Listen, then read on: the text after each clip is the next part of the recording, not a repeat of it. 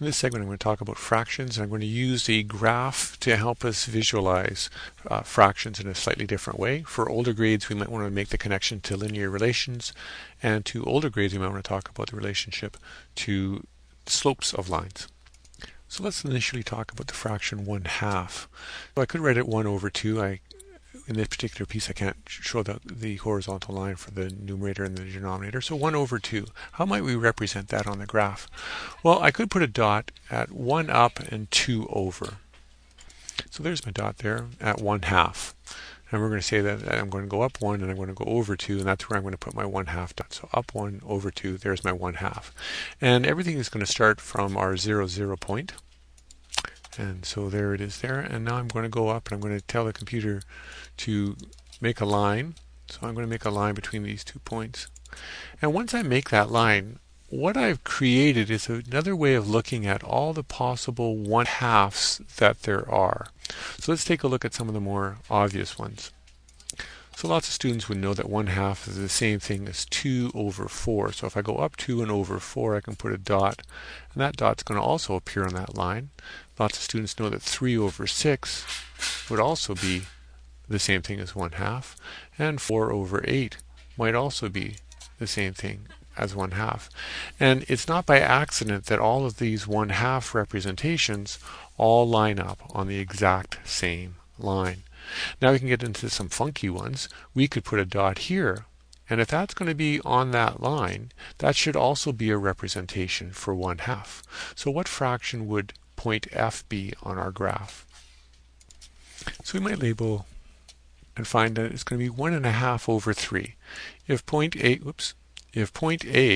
is going to be 1 over 2, and point C is going to be 2 over 4, because we went up over in 2, this one's going to be up 1.5 and over 3.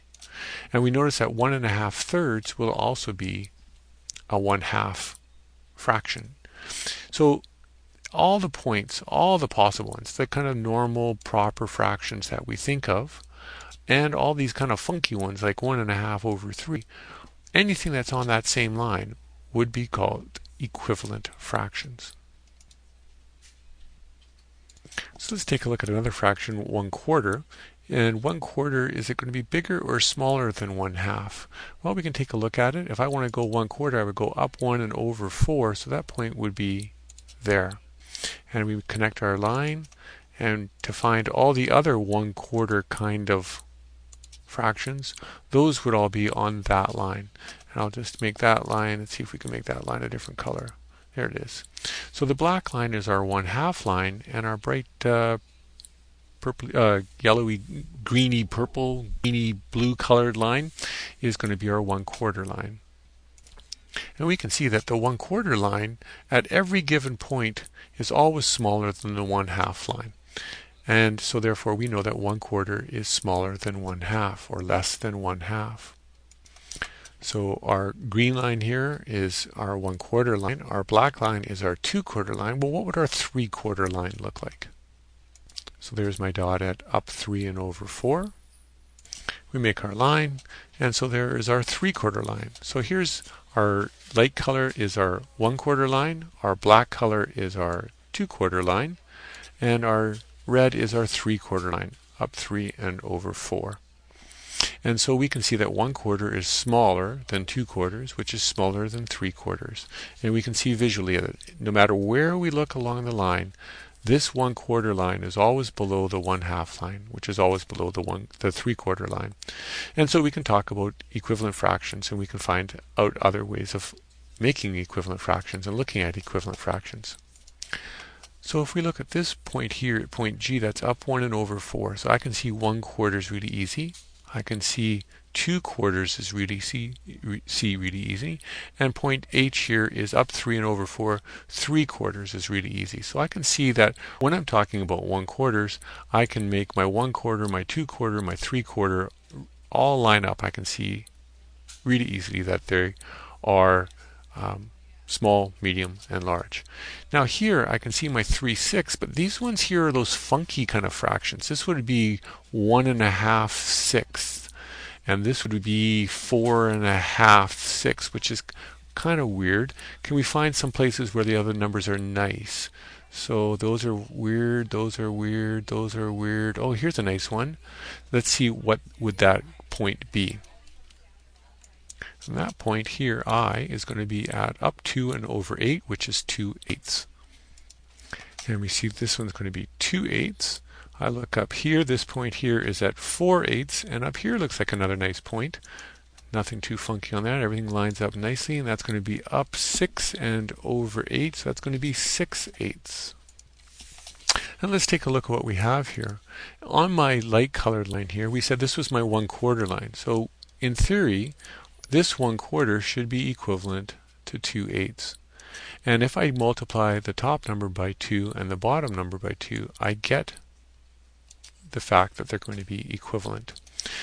2 over 2, remember, is another name for a 1, and multiplying things by 1 doesn't change anything.